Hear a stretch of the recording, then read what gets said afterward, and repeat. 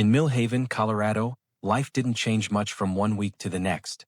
It was the kind of place where you could tell when someone bought a new car just by the way it caught the sunlight on Main Street.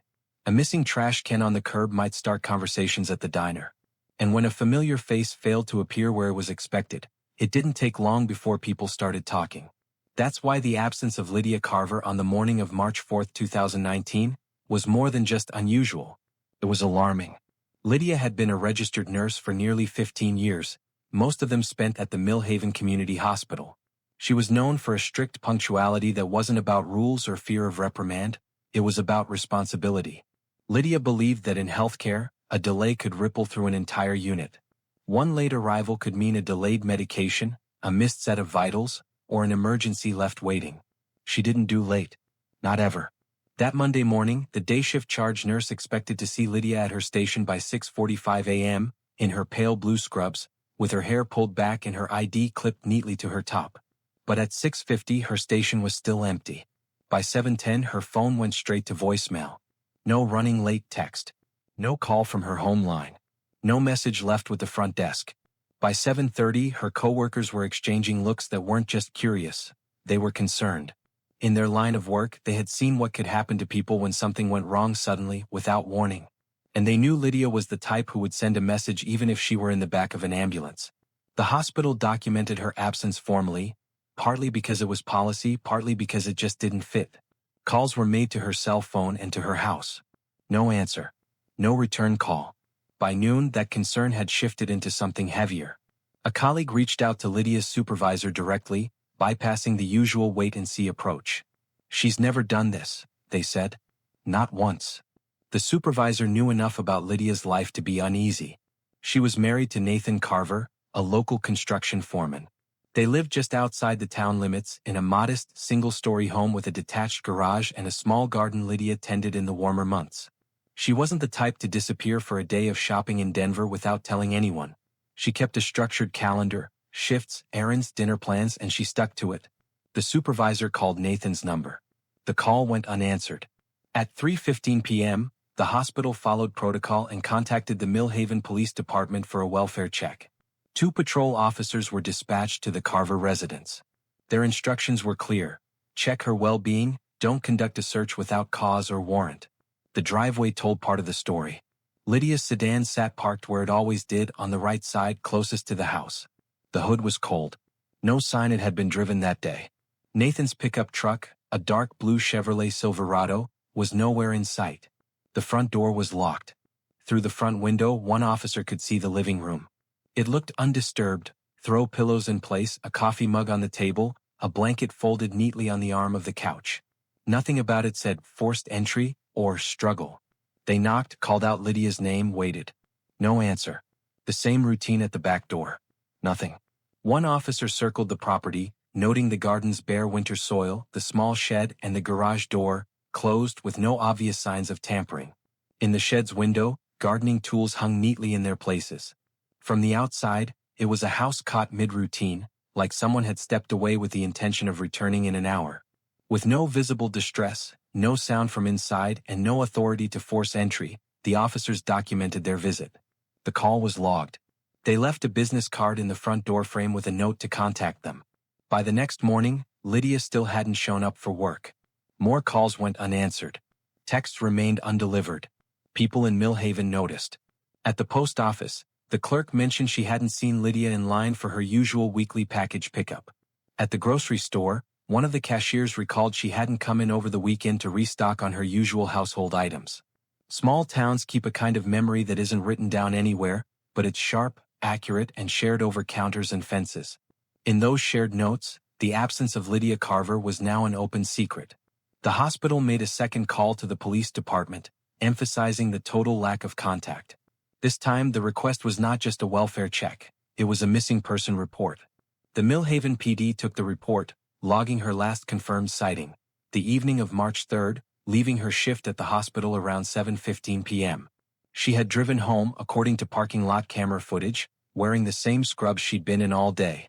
Her coworkers recalled she seemed quiet but not upset. She had mentioned having dinner at home that night.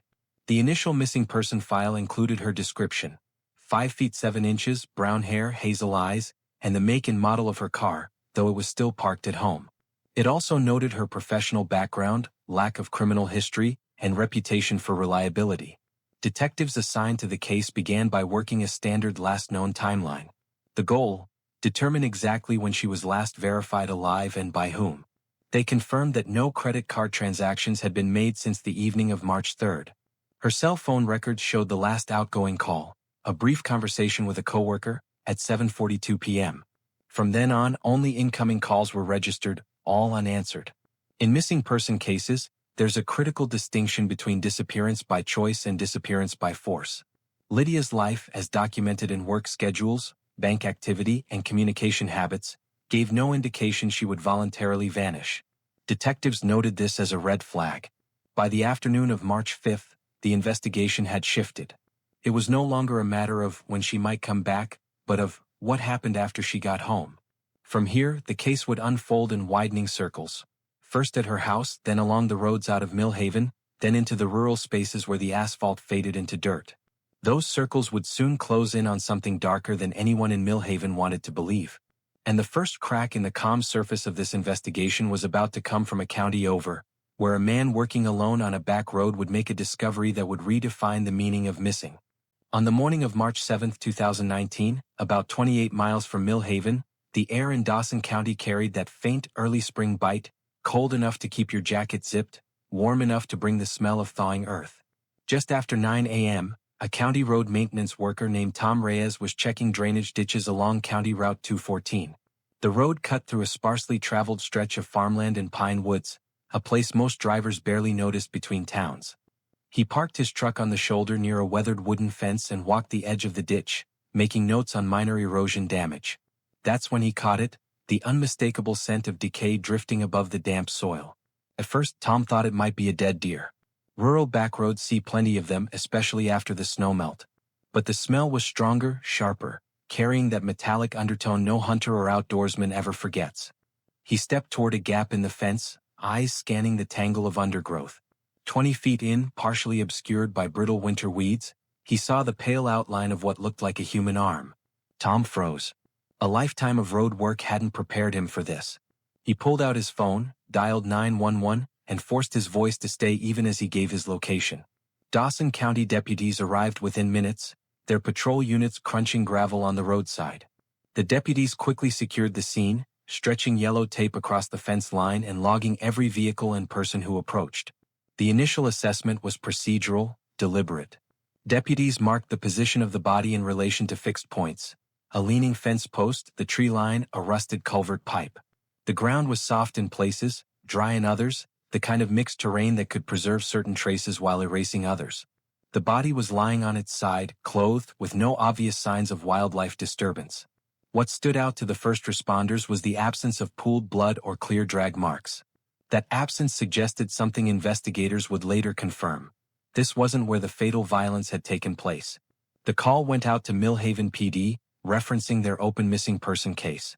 Detectives from Millhaven arrived within the hour, their unmarked sedans pulling in behind the county cruisers.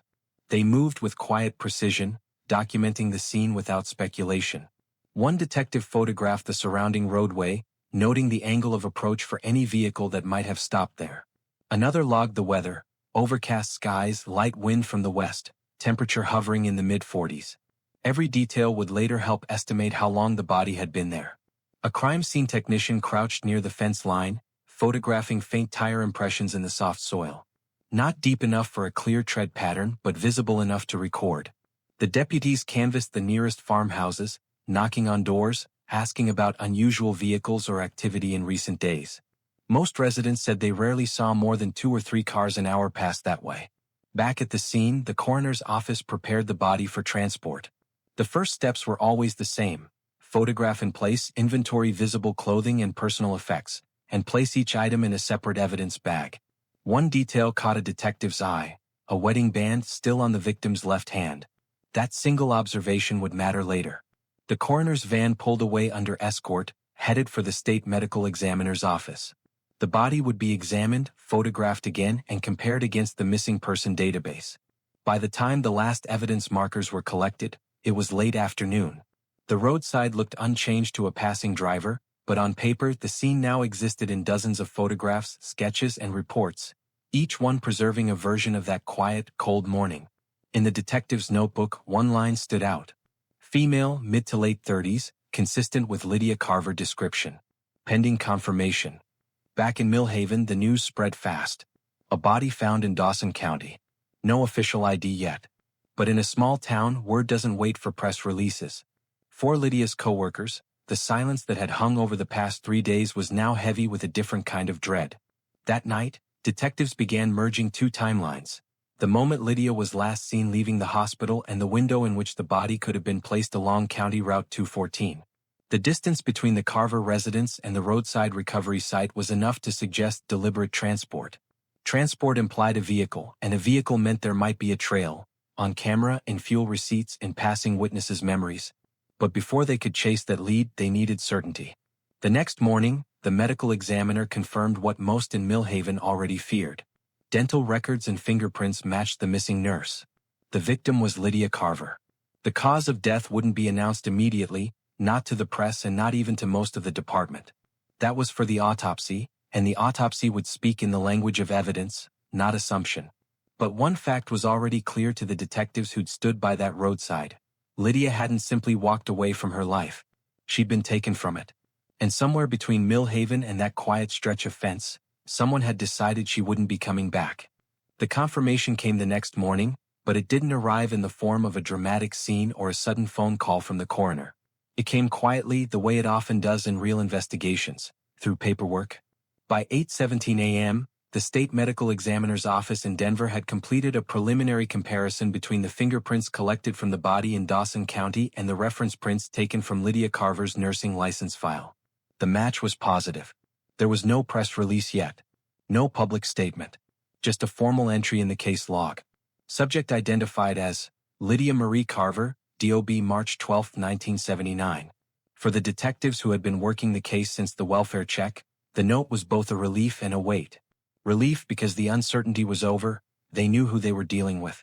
Weight because it meant the case was now officially a homicide investigation. The autopsy. At 10 a.m., the post-mortem examination began. The process was clinical, methodical, stripped of emotion, but for investigators, this was where the body would start speaking. The examiner began with external documentation, photographing Lydia's clothing, jewelry, and visible injuries. Her hospital ID badge was not among her belongings. She was wearing a casual outfit, dark jeans, a maroon sweater, and low-top sneakers. Not the scrubs her coworkers had last seen her in. That detail alone told a story. Someone had either changed her clothing after her last shift, or she had done so herself before whatever happened next. Her wedding ring was still in place. The watch on her left wrist had stopped at 11:48, though whether from battery failure or external damage was unclear. On her face and upper torso, the examiner noted multiple areas of blunt force trauma, contusions on the forehead and left temple, as well as 2 linear fractures in the parietal region of the skull. There were also sharp force injuries, 3 clean incised wounds on the upper left chest and 1 on the right forearm, likely defensive in nature. Determining the manner and cause of death. From the injuries alone, the examiner could state the obvious. This was a homicide. The blunt force injuries were consistent with repeated strikes from a rigid object, possibly with a flat striking surface. The sharp force injuries suggested a blade with a narrow profile and a clean edge, no serration. There were no gunshot wounds. No evidence of strangulation. Toxicology samples were taken, blood, vitreous humor, and tissue, for later testing, but there was no immediate indication of incapacitating drugs in her system. One observation stood out. There was little active bleeding in the wounds compared to the extent of the trauma. That suggested Lydia may have died quickly, possibly within minutes of the assault starting. The timeline problem. While the body provided details about how Lydia had died, it was far less generous about when. Environmental conditions in early March, cool nights, mild days, partial shade from pine trees, meant decomposition was slowed. The examiner estimated that Lydia had been dead between 2 and 4 days before discovery, but the range was wide. That estimate placed the likely time of death anywhere between the late evening of March 3rd and the early hours of March 5th. For investigators, that was a challenge. The smaller the window, the easier it would be to match Lydia's last known movements to potential suspects' movements. A 2-day spread left too much room for uncertainty. Processing the evidence. During the autopsy, trace evidence technicians collected samples from beneath Lydia's fingernails. If she had fought her attacker, there might be skin cells or fibers lodged there. Swabs were taken from various areas of her body, not because there was an assumption of sexual assault, there was no obvious evidence of it, but because the collection preserved investigative options. Her clothing was carefully removed, bagged separately, and labeled for later fiber and material analysis. Soil residue from the soles of her shoes was collected as well, in case it matched, or didn't match, the soil at the roadside recovery site. The chain of custody for every single item was logged meticulously. In a courtroom, a strong case could collapse if a single piece of evidence had questionable handling. Back in Millhaven. By mid-afternoon, Millhaven PD had the official confirmation. The missing person case for Lydia Carver was closed. The homicide investigation into her death was open. Detectives returned to the Carver residence, not to search yet, but to redocument the exterior and note any changes since their welfare check. The blinds on the front window were now drawn. The mailbox had been emptied. Nathan Carver still hadn't contacted police to inquire about his wife's welfare or status. That silence was noted in the case file. It wasn't proof of guilt, but it was unusual enough to merit attention. Building the last alive timeline. The autopsy findings tightened certain aspects of the investigation. Knowing that Lydia had died within days of her disappearance meant that the crucial period was immediately after her last confirmed sighting, leaving the hospital parking lot on March 3rd. Detectives began focusing on 3 anchor points. Hospital departure. Video showed Lydia leaving at 7:15 p.m., driving her sedan. Home arrival. No direct footage confirmed her arrival, but her phone's last activity pinged a cell tower near her neighborhood at 7:42 p.m. Phone silence. From that point on, there were no outgoing calls, no texts, no data usage. This sequence suggested Lydia had made it home, or at least close to it, before the events leading to her death occurred. The discrepancy in clothing. The change from scrubs to casual clothes became a key discussion point among detectives. There were 2 possibilities. Lydia had willingly changed clothes at home after work. Someone else had changed her clothing after she was killed, possibly to mislead investigators or remove evidence. If it was the latter, that implied access to her home or to another private location where her belongings were kept. How the body got to Dawson County. The roadside in Dawson County wasn't a random drop spot. It was just off a route that connected Millhaven to several rural backroads, offering multiple entry and exit points. Whoever left her there had likely chosen the spot for its seclusion and quick access back to the main road. The autopsy confirmed there were no injuries consistent with dragging over a long distance. That suggested she had been transported in a vehicle and placed at the site directly. This reinforced a developing theory. Lydia had been killed elsewhere, likely in a place familiar to the perpetrator, and then moved. By the end of the day, the coroner's report had provided the investigators with 3 solid takeaways. Cause of death. Combined blunt and sharp force trauma. Manner of death, homicide. Estimated time frame. Within days of disappearance, most likely between late March 3rd and early March 5th. It wasn't the whole picture, but it was enough to start drawing the first real lines between Lydia's last known movements, the potential scene of the killing, and the place where she was found. The next move would require legal authority, and a willingness to go deeper into the Carver household than anyone had yet. The autopsy had given investigators their anchor points. Lydia Carver was dead, the manner was homicide, and the injuries suggested both blunt and sharp force trauma.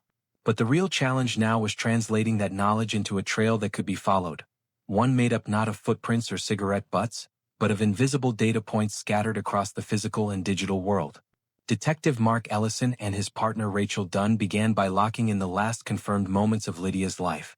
The hospital's parking lot camera footage was already on file. Lydia, in scrubs, leaving work at 7:15 p.m. on March 3rd, walking to her silver sedan. The footage caught her pulling out of the lot and heading toward her neighborhood. From there, the trail went dark. No more cameras, no neighbors watching from their porches, no convenience store receipts. The only remaining witness was technology. Cell phone records. Lydia's phone pinged a cell tower near her home at 7:42 p.m. The signal placed her within a 2-mile radius, a zone that included the Carver residence. After that, the phone went silent. No calls, no texts, no data usage. Rachel knew from experience that when someone as consistent as Lydia drops completely off the digital grid, it's rarely voluntary. She requested a full call detail record from the carrier, covering both Lydia's and Nathan's phones for a week before and after her disappearance. The early results were telling. Nathan's phone was active at 8:05 p.m. that same night, pinging off a tower slightly northwest of Millhaven, away from the main route to town. The call he made lasted only 46 seconds and was to a number later identified as belonging to a coworker from his construction crew. It wasn't what he said, it was where he was when he said it. That location didn't line up with any known errands or his usual evening routine. The vehicle angle. Detectives turned next to the question of transport. The roadside in Dawson County where Lydia's body was found wasn't within walking distance of anywhere she might have gone voluntarily. They started canvassing for cameras along the potential route between Millhaven and County Route 214. Most gas stations, small businesses, and traffic lights had some form of surveillance, but not all kept their footage long. Time was already working against them. At 3:14 a.m. on March 4th, a camera outside a rural hardware store in Maple Junction captured a dark blue Chevrolet Silverado passing eastbound. The make and model matched Nathan's truck, and the timestamp placed it within the estimated window when Lydia's body could have been moved. The driver's face wasn't visible, but the distinctive roof rack and a small dent above the left rear wheel arch were a match to Nathan's vehicle, already documented in police records. Forensics from the truck bed. A week earlier, the initial welfare check hadn't included searching the Carver vehicles. There was no legal authority to do so. But with the autopsy results in hand and the body recovered in a different county, detectives now had grounds for a warrant. When they finally examined the truck, they took soil samples from the bed liner and wheel wells. The crime lab compared them to samples from the Dawson County roadside. The mineral composition and organic material, fine quartz, red clay, and decayed pine needles, were an 87% match. In forensic terms, that wasn't coincidence. Witness statements begin to align. Parallel to the forensic work, detectives were taking statements from anyone who'd seen or spoken to Lydia in the days leading up to her disappearance. A neighbor recalled hearing raised voices from the Carver home around 9 p.m. on March 3rd. She couldn't make out words, only the tone, sharp, angry, cutting each other off. A coworker told detectives that Lydia had mentioned things not being good at home about a week earlier, though she didn't elaborate. Individually, these accounts didn't prove anything. Together, and set against the timeline of phone pings, vehicle sightings, and forensic matches, they began to form the outline of a story. The gaps in the story. But Ellison knew better than to lock into a theory too early. The so-called clean cases, where timelines and evidence align neatly, can sometimes be traps. People tend to fill in the blanks with what they expect to be true, not what they can actually prove. He and Rachel double-checked every timestamp they had, cross-referencing camera metadata with cell tower logs. They found one curious detail. Nathan's phone was powered off for almost 4 hours on the night of March 3rd, from just after 9 p.m. until nearly 1 a.m. When it powered back on, the device was pinging off a tower halfway between Millhaven and Dawson County. No one could explain why. Financial footprints. The detectives also pulled bank and credit card records. Lydia's accounts showed no activity after the evening of March 3rd. Nathan's accounts, however, recorded a fuel purchase at a service station near the state line on March 5th, 2 days after Lydia's disappearance, and well after she was likely already dead. The fuel receipt was time-stamped at 4:27 a.m. The station's camera was motion-activated, and unfortunately, by the time detectives requested the footage, it had been overwritten. Still, the transaction record stood as a hard data point. Putting it together without jumping ahead. By the second week of the investigation, Allison and Rachel had a confirmed homicide, a likely transport route from Millhaven to Dawson County, vehicle footage matching Nathan's truck along that route, forensic soil evidence linking the truck to the disposal site, inconsistent phone activity from Nathan, witness accounts of tension in the marriage shortly before the disappearance. It was a strong frame, but it still lacked the connective tissue that would turn suspicion into probable cause for an arrest. They needed more, something from inside the Carver home, something that could directly tie Nathan to the killing itself. And that meant going back to the judge for another warrant, this time for a full interior search.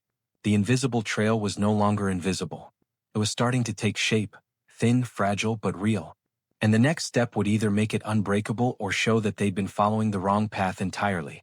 The day the search warrant was signed, the investigation moved from the street to the front porch of the Carver residence. From here on, every detail inside those walls would matter. On the morning of March 14, 2019, the search team gathered outside the Carver residence.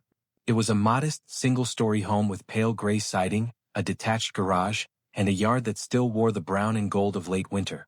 To a passing driver, it looked ordinary, quiet, well-kept, unremarkable. But to the detectives, it was potentially the primary crime scene in the homicide of Lydia Carver. The warrant they carried was specific. Search for items consistent with blunt force or sharp force injury, electronic devices capable of storing communications or location data, and any evidence that could indicate the movement of a body. Detective Mark Ellison stood with a clipboard, briefing the team before entry. "Everything gets logged before it's moved," he said. "Photograph in place, then bag and tack. Chain of custody is your shield. No assumptions, let the evidence speak." At 9:12 a.m. they stepped inside. The living room. The first impression was of normalcy, too much of it. The coffee table held a stack of unopened mail. A thin layer of dust had begun to settle on the TV stand, unusual for a home where someone had been living right up until 2 weeks earlier. On the carpet near the edge of the couch, a forensic tech noticed a faint discoloration, a patch that looked slightly cleaner than the surrounding area. A quick luminol spray revealed a small constellation of glowing droplets. The pattern wasn't large enough to suggest a major bleed, but it was enough to be collected and tested. The kitchen. The kitchen counters were wiped clean, almost aggressively so. In the stainless steel sink there was no stack of dishes, no coffee mug from that morning. Nothing. Forensic swabs were taken from the drain and the sink edges, looking for trace DNA. Inside the trash bin there was a single black garbage bag. Its contents were telling: paper towels with faint brown stains, a torn latex glove, and an empty bottle of an industrial-strength cleaner. All were sealed into separate evidence bags. The garage. If the living room and kitchen hinted at overcleaning, the garage hinted at concealment. Against the far wall, leaning behind a toolbox, was a short-handled sledgehammer. The head was clean, but on one side, near the edge, a tiny crescent of reddish-brown discoloration was visible under the right light. It was bagged for testing. On a shelf nearby, a cardboard box held several knives wrapped in cloth. Most were clean, but one, a chef's knife with an 8-inch blade, had a faint scratch pattern along the edge. The concrete floor had a section near the garage door that looked newer, as if it had been scrubbed harder than the rest. A portable ALS, alternate light source, scan revealed trace stains invisible to the naked eye. Swabs were taken. The utility room. The real find came in the utility room off the hallway. It was a cramped space with a washer, dryer, and a set of shelves for cleaning supplies. On the lower portion of the baseboard, just behind the washer, there was a small smear, dark, nearly hidden. Initial field testing suggested blood. A forensic tech also collected fibers from the crevice between the washer and dryer, fibers that were later determined to match the sweater Lydia had been wearing when her body was found. Detective Dunn noted in her report, "Evidence indicates attempts to clean and conceal biological material. The location of fibers suggests post-incident laundering." The bedroom. Lydia's side of the closet looked undisturbed, clothes hanging neatly, shoes aligned in pairs. But her purse, which coworkers said she always brought to work, wasn't there. Her phone was also missing. Both items had been absent since the welfare check. Nathan's side of the closet was less organized. A pair of boots, caked with dried mud, sat near the back. Soil samples were taken from the treads for comparison with Dawson County. Digital evidence. From the nightstand on Nathan's side of the bed, investigators seized a laptop and an older model smartphone. The phone was powered down. Both devices were logged for forensic imaging. In the home office, a desktop computer was found, its browser history partially deleted. Data recovery later revealed internet searches conducted in late February and early March, how to clean blood from concrete, cell phone tracking disable, and body decomp in cold weather. Vehicle search. The warrant extended to the vehicles on the property. Nathan's truck had already been linked to soil samples from the disposal site, but the interior hadn't been fully processed. This time, forensic techs removed the rear floor mats and took swabs from the inside of the tailgate. They found a single long strand of hair, later confirmed through mitochondrial DNA to belong to Lydia. The inventory. By the time the search concluded at 5:46 p.m., the evidence log included a short-handled sledgehammer with possible biological trace, an 8-inch chef's knife with unusual scratch marks, paper towels and a torn latex glove with faint stains, industrial cleaner bottle, blood and fiber samples from utility room baseboard and washer crevice, mudcake boots, digital devices, laptop, smartphone, desktop computer, hair strand from truck bed. What it meant. Individually, none of these items was a smoking gun. But together, and set against the timeline from cell towers, vehicle sightings, and witness accounts, They began to form a coherent picture. A violent encounter had occurred inside the Carver home. There had been an attempt to clean up. Lydia's body had been moved using Nathan's truck. The forensic lab would take weeks to process everything, but Ellison and Dunn knew the case was shifting from an investigation into a preparation for arrest. In small towns like Millhaven, word travels faster than warrants. By the end of the week, people knew police had been inside the Carver home all day. And they knew that Nathan hadn't been seen in town since before the search began. That absence would become the spark for the next stage of the case, one that would push the investigation far beyond Colorado's borders. By the time the search warrant at the Carver residence was executed and the evidence loaded into unmarked vans, Nathan Carver had vanished. He hadn't been seen in Millhaven since 2 days before the search. His dark blue Silverado, the same one caught on camera in Maple Junction, was gone. His phone, once a steady beacon in the cell tower logs, had been powered off for more than 48 hours. Detectives Mark Ellison and Rachel Dunn knew this wasn't a coincidence. You don't disappear the same week police find probable biological evidence in your home unless you're running from something. Going national. The moment Nathan failed to respond to repeated requests for an interview, Ellison filed the paperwork to elevate his status from person of interest to suspect. With the district attorney's approval, they drafted an arrest warrant for second-degree murder. The warrant was entered into the National Crime Information Center, NCIC, database, meaning any law enforcement officer in the country who ran Nathan's name or vehicle plate would get an instant alert. The Colorado State Patrol was notified and a BOLO, be on the lookout, was broadcast across multiple states. First sightings. On March 18, a license plate recognition (LPR) camera on Interstate 25 in New Mexico flagged Nathan's truck heading south. The image was grainy, the driver obscured by glare, but the roof rack and dent were unmistakable. 3 hours later, another LPR hit came from near Albuquerque, this time on Interstate 40 heading west. To Ellison, the direction was telling. Nathan wasn't circling locally. He was making a beeline toward the southwest border. Fugitive Task Force. The U.S. Marshals Service's Fugitive Task Force was brought in. They had the reach and coordination that a small-town department like Millhaven PD couldn't match on its own. Marshals coordinated with state police in Arizona, New Mexico, and Texas, creating a real-time watch list of fuel stations, motels, and highway choke points. Meanwhile, Ellison and Dunn worked the digital angle. They had flagged Nathan's known debit and credit cards for transaction monitoring. It paid off faster than expected. The gas station clue. On March 20th, a $47.63 charge appeared on Nathan's debit card at a fuel station in Deming, New Mexico. The timestamp was 4:12 a.m., and the location was barely 40 miles from the Arizona border. Local deputies responded to the station within an hour, but Nathan was already gone. The station's cameras had been motion-triggered, catching only a blurry side profile of a man pumping gas, head turned away from the lens. But the Silverado was clear in the frame, closing the net.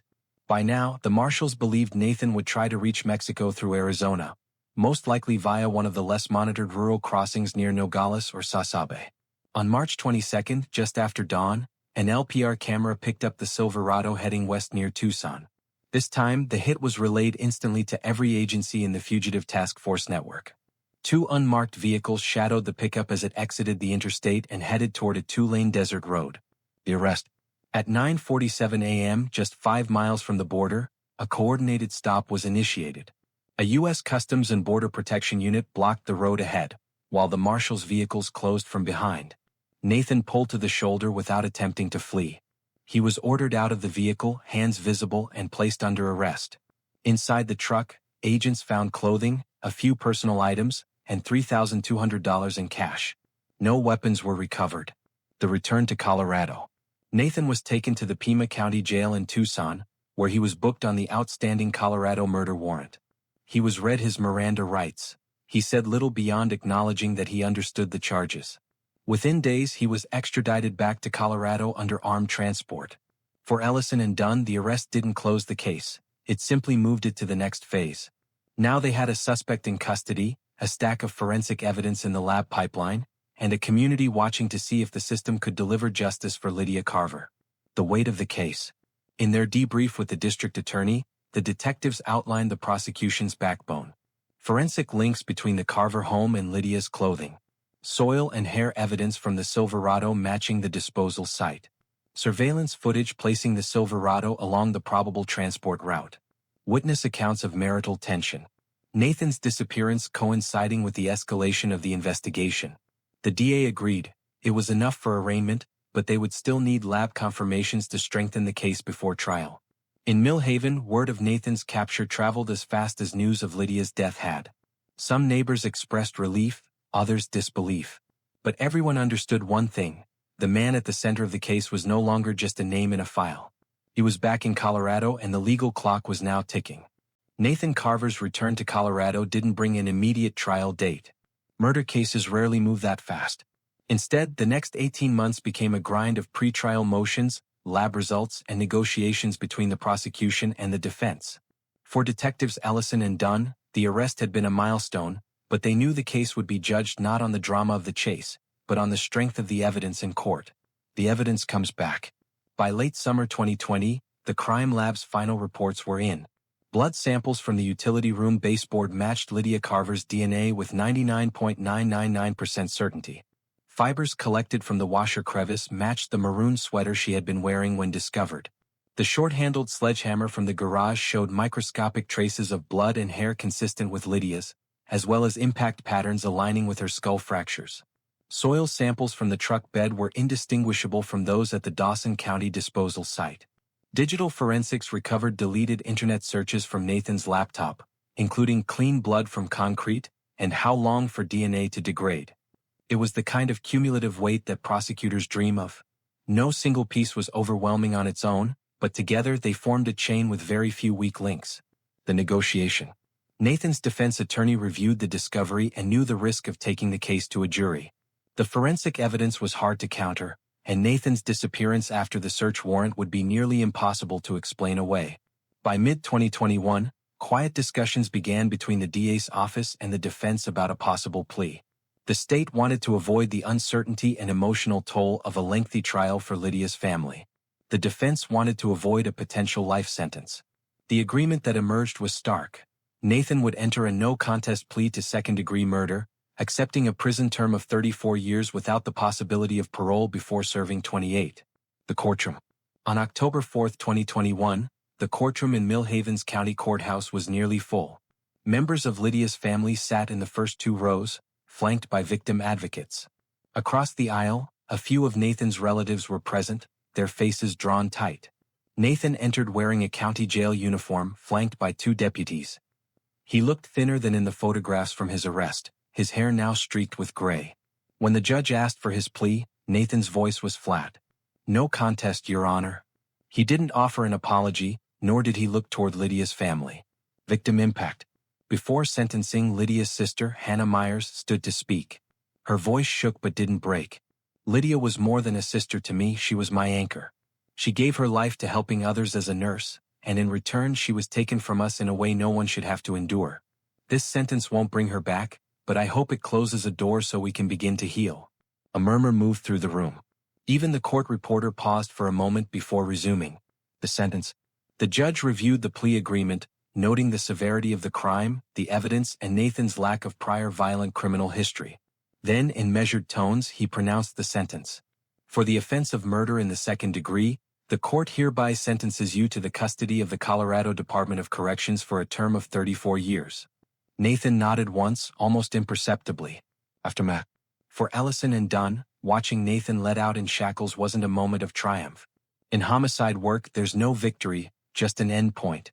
In the weeks that followed, Lydia's colleagues at Millhaven Community Hospital created a memorial garden outside the main entrance, planting maroon and white flowers in her honor. The hospital's break room bulletin board still carried her photo for months after the case closed. Reflections. When asked later what had made the difference in the case, Ellison said it wasn't the dramatic fugitive arrest or a single smoking gun. It was discipline, he explained. Not jumping ahead, documenting every step and letting the evidence speak. In cases like this, process is the only way to truth. For Lydia's family, the case was over on paper but not in life. They still avoided County Route 214. They still kept her phone number active for a year after her death, unable to delete it from their contacts. In the end, the Carver case was remembered in Millhaven not just for the crime, but for what it revealed. That danger can hide in the quietest homes and that justice, when it comes, arrives not with fanfare, but with a gavel strike in the long silence that follows.